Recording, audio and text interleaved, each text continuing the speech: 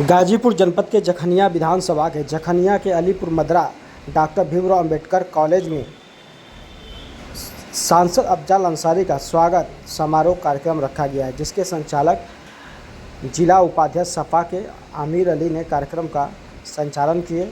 इस मौके पर पूर्व विधायक त्रिवेणी राम, पूर्व विधायक उमाशंकर यादव, सदर विधायक जैक्सन साहू सहित घटक दल के कई वरिष्ठ नेता भी मौजूद रहे।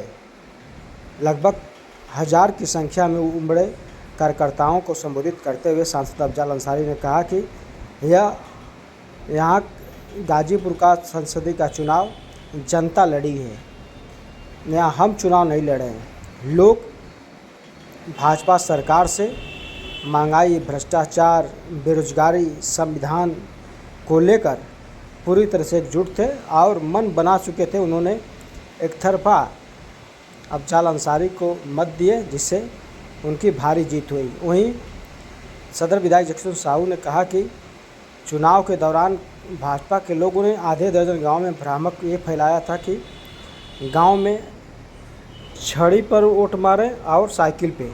हालांकि तुरंत उसको कार्यकर्ताओं द्वारा सही किया गया।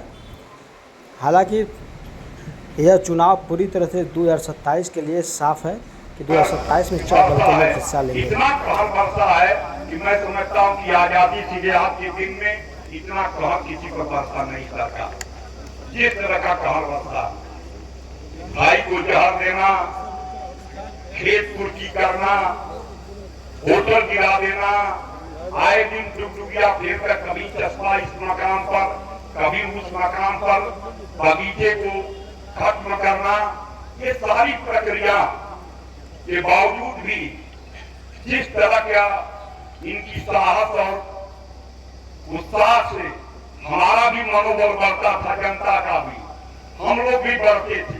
सारे लोग एक तरफ थे, लेकिन आप लोग हमारे तरफ थे, इंडिया गठबंधन की तरफ थे, इसलिए हमारी जीत हुई। इसलिए इनको हाथ का मुंह देखना पड़ा। सड़क चाहे और सड़क है, आप तमाम क्षेत्र के हमारे बुद्धिजीवी हैं, इनसे काम लें और इनसे बात करें। और ये बात जो है निश्चित तौर से हमारी सफलता, एक बात करके अपनी बात कायम करते हैं कि 27 को मत भूलिए। 27 को हमें इस फांसीवादी सरकार को, इस सांप्रदायिक सरकार को, जो पूरे देश में धर्म के नाम पर, जात के नाम पर जिस तरह का जहर बोया है, और उस जहर से पूरा हमारा देश और प्रदेश जल रहा। चाहे जितनी भी बड़ी नशा हो जहर की, धर्म और जात की, चाहे किसी दारू की हो, शराब की हो, वो नशा उतरना ही उतरना है। और इंडिया गठबंधन इस नशे को उतारकर भारत में लोकतंत्र, आजादी और संविधान की रक्षा करेगी। इन्हीं चंद बातों के साथ चुकी है। गंगा जमुनी तहजीब तो चली आ रही थी, वो तार तार हो गई है।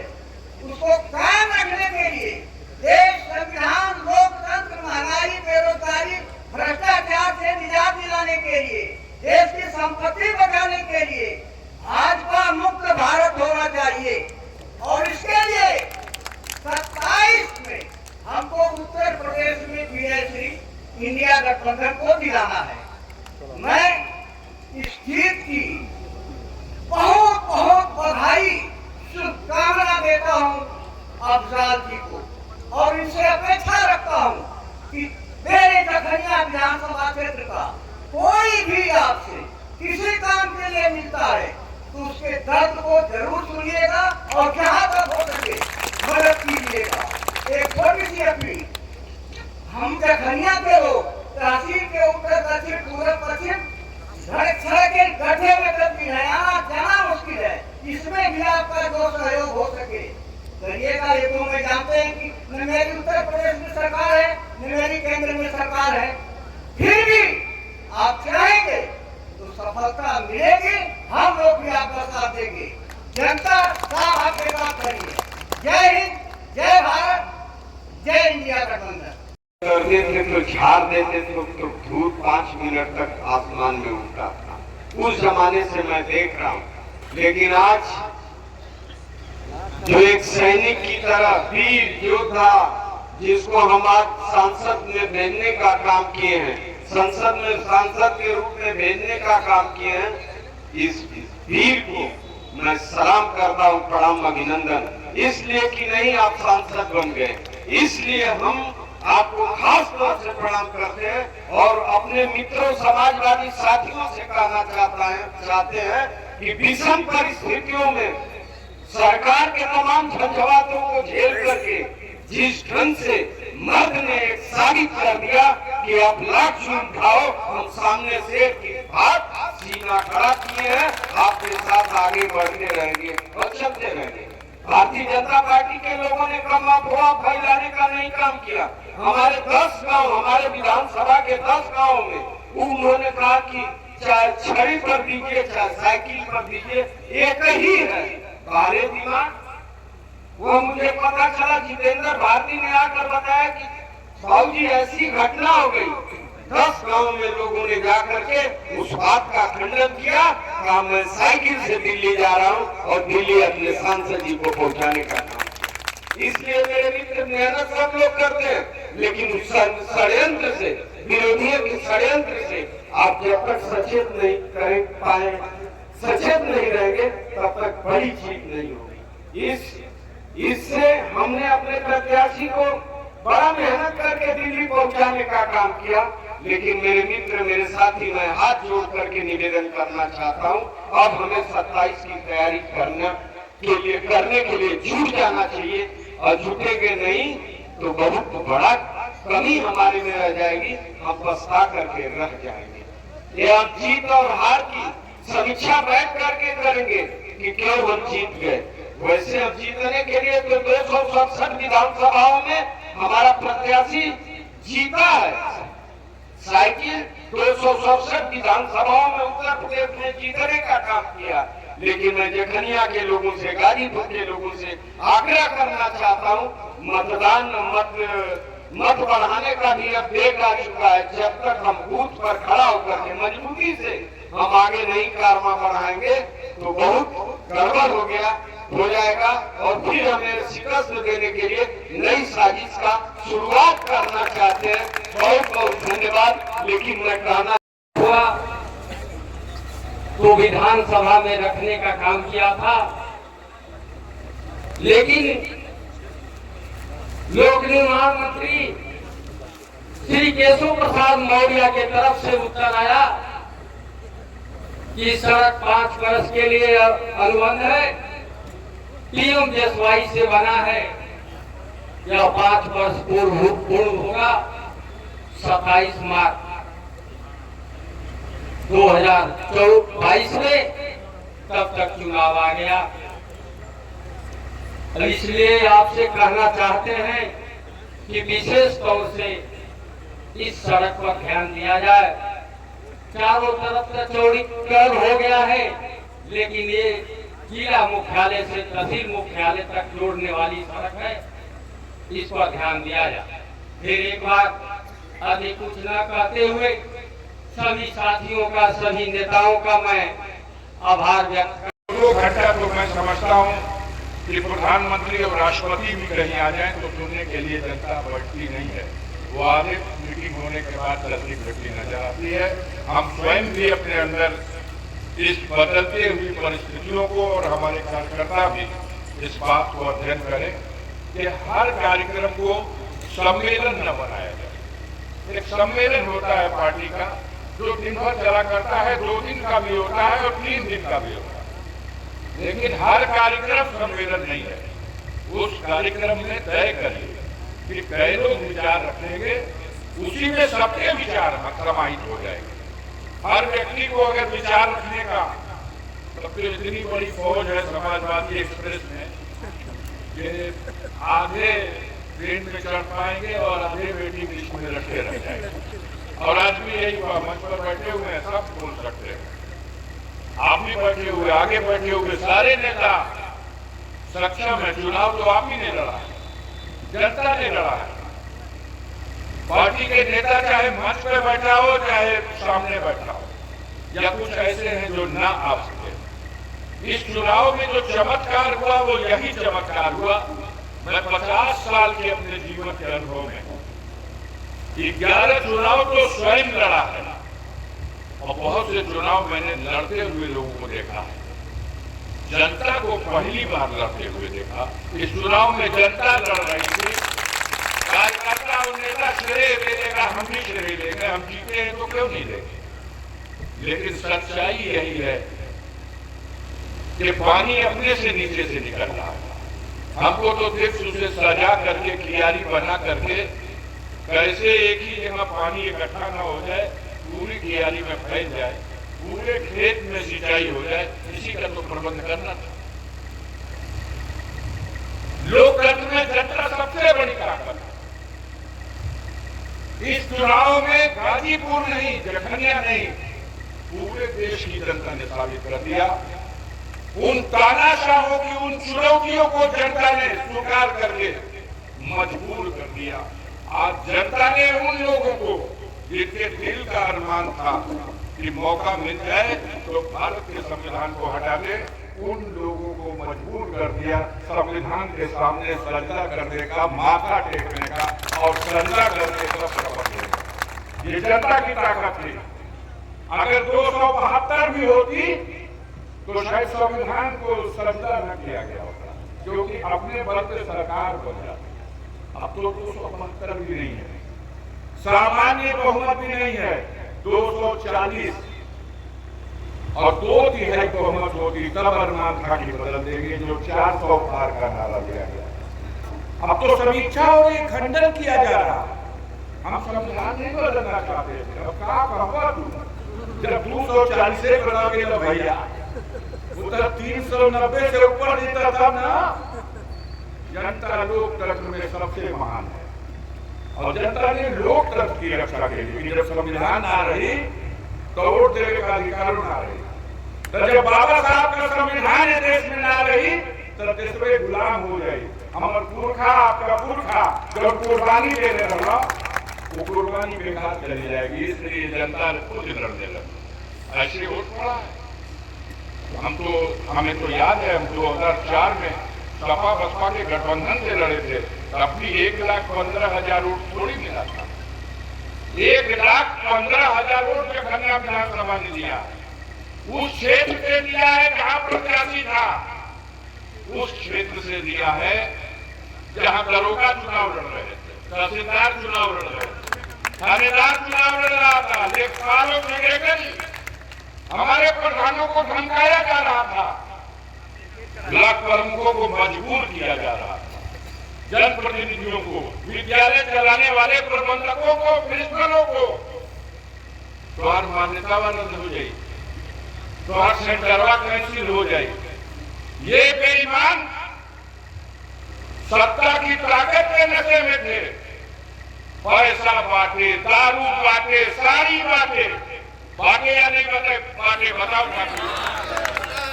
उसके बाद लोकतंत्र में इस महान जनता ने फैसला दे दिया। बड़ा घमंड था, बड़ा गुरूर था कि हम जनता को धोखा दे देंगे, हम अपने औकात के बल पर जनता के अरमानों को कुचल देंगे। किसने वोट नहीं दिया इस बार? ये चुनाव था कि एक सैलाब था, एक सैलाब था जिसने बड़े बड़े तूफान की चट्टानों को बहा दिया। किसने वोट नहीं दिया? समाजवादियों ने तो अपना जीवन मरण का चुनाव बना दिया। लेकिन समाजवादियों के साथ साथ ओबीसी के हर जाति के लोगों ने वोट दिया। कुशवाहों ने वोट नहीं दिया, कि राजभरों ने वोट नहीं दिया। कि हमारा मंच की अध्यक्षता करने वाला ये शिवपूजन चौहान, हम अभी इनसे पूछ रहे थे, चौहानों ने वोट नहीं दिया। किसने वोट नहीं दिया? लोहार ने, कुम्हार ने, गोड़ ने, खरवार ने, नाई ने, धोबी ने, सबने वोट दिया। और चमत्कार तो तब हो गया जब बहुजन समाज पार्टी का आधार हो, जिस आधार हो तो हमारे चमार भाई, उन्होंने भी तमाम बंधनों को तोड़ करके बाबा साहब भीमराव अम्बेडकर के संविधान को बचाने के लिए, देश का लोकतंत्र बचाने के लिए साइकिल निशान का बटन दबा करके एक इतिहास बना दिया। यही तो उठाते थे हमारे मीडिया के भाई कि वो मेरे तक गठबंधन रहे, अब जाल अंसारी जेकर रहमा तो गठबंधन रहे, एक बार का रहे पूरा चुनाव पूछत रहे न तो हमरा से कि तू तो बसपा के सेमुल से जीतत रहा, ये भैया काहे के खर्चो दे बसपा के मतलब तोके काहे खजवट होता है भैया, हम बसपा का सेमुल से जीतनी तोके काहे खजवट है, बोलो दवाई बता नहीं कौन दवाई लगेगा तो ठीक हो गई। समाजवादी पार्टी बहुजन समाज पार्टी हो सकता है बहुत से लोग अभी नहीं समझ पाए, बहुजन समाज पार्टी और बहुजन समाज पार्टी के नेतृत्व को मजबूर कर दिया गया था, छटपटा रहे थे लोग लेकिन मजबूर थे। तो जब इतने मजबूर हो जाइएगा कि बाबा साहब के संविधान पर भी संकट आए, तब आप जोखिम उठाने के लिए मैदान में नहीं उतरिएगा तो ये समाज कब तक आपको ढोता रहेगा, वो किनारा करेगा, रास्ता खोजेगा और उस रास्ते पर चल करके जहां भी उसे सुरक्षा मिलेगी, सम्मान मिलेगा, वहां वो समाज खड़ा हो जाएगा। आज आवश्यकता है, हमारे साथी कई तो बोल गए कि 2027 के लिए संकल्प लेना है। माननीय राष्ट्रीय अध्यक्ष अखिलेश यादव जी ने कहा 27 का संकल्प, तो 27 में संकल्प आप जिस मजबूती के साथ खड़े हो इस मजबूती को बनाए रखिए। बूढ़ा भाग को जनता ने कर दिया। उत्तर प्रदेश में विधानसभा की 403 सीटें हैं, 403 सीटों में बहुमत भारतीय जनता पार्टी के पास है और सरकार भारतीय जनता पार्टी। ये 2022 का चुनाव का रिजल्ट है, लेकिन आज उत्तर प्रदेश के 80 लोकसभा सीटों पर जो चुनाव हुआ उन्हीं 403 विधानसभा सीटों पर जो जनता ने वोट दिया, उस वोट ने क्या फैसला दिया? उस वोट में आज भारतीय जनता पार्टी जो सत्ताधारी दल है वो मात्र 33 सीटें पाकर के अल्पमत में है और समाजवादी पार्टी अपने दम पर सत्ताधारी दल से ज्यादा 37 सीटें हासिल करके आज उत्तर प्रदेश में बहुमत में है। अगर उनके सहयोगी दलों की गिनती करोगे तो एक सीट अनुप्रिया पटेल की थी और 2 सीट जयंत चौधरी की, ये 3 सीट जोड़ दीजिए 33 में 36 उनकी हो गई। लेकिन अगर इंडिया गठबंधन के घटक दलों की सीट जोड़ी जाए तो 37 में कांग्रेस पार्टी की 6 सीट जोड़ दीजिए, आपकी सीट 43 हो गई। 403 विधानसभा क्षेत्र का जब नक्शा खोला जा रहा, ये जो चुनाव हुआ है लोकसभा का, फैसला लोकसभा के लेवल पे हुआ, लेकिन जैसे गाजीपुर लोकसभा में 5 विधानसभा है, आपका जखनिया विधानसभा, सैदपुर विधानसभा, गाजीपुर सदर विधानसभा, दमनिया विधानसभा और जंगीपुर विधानसभा, 5 विधानसभा आप जीत गए। बलिया लोकसभा है, आप जीते हो, 5 विधानसभा है, लेकिन उसमें बैरिया विधानसभा, फेफना विधानसभा, जहूराबाद विधानसभा, मोहम्मदाबाद विधानसभा, समाजवादी पार्टी 4 विधानसभा सीट जीती, 1 विधानसभा मात्र बलिया सदर में बीजेपी की जीती। उसी तरह से आप आइए घोसी, 5 विधानसभा है, 5 की 5 समाजवादी पार्टी जीत गई। उसी तरह आ जाइए लालगंज, 5 सीटें आप जीत गए, आजमगढ़ 5 सीटें आप जीत गए, जौनपुर 5। ऐसे गिनती जो हो रही है पूरे प्रदेश के पैमाने पर 250 सीट, 400 में 250 सीट भाजपा आ रही है। तो आज तो वो सत्ता में बहुमत हो चुकी है। अब लड़ाई अंदर चल रही है कि ये हार किसकी वजह से हुई, मंथन हो रहा। आरएसएस के प्रमुख जी भी निकल गए मंथन करने के लिए, तो मंथन चल रहा है कैसे किया जाए। आखिर भगवान के नाम पर भी वोट मांगा गया कि नहीं मांगा गया? बोलिए। मंदिर के नाम पर वोट मांगा, भगवान के नाम पर वोट मांगा, काशी और मथुरा के नाम पर भी वोट मांगा, लेकिन जनता ने नफरत का बीज बोने वालों को खारिज कर दिया। अपना मूड, अपना रुझान जनता का आ चुका है। मैं एक निवेदन करके अपनी बात को खत्म करना चाहता हूँ। समाजवादी पार्टी के साथियों की बड़ी जिम्मेदारी है, नेताओं की और जिम्मेदारी बढ़ गई। 27 की चुनौती की बात अगर करते हो तो अपना दिल बड़ा करना होगा।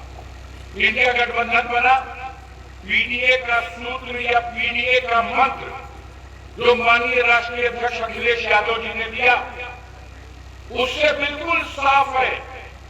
आप सीधे बहस करो समाज के कमजोर और गरीब और मेहनतकश लोगों के बीच में। माननीय अखिलेश यादव ने मानवकांक्षी नाम के ही तो फॉर्मूले पर कहा है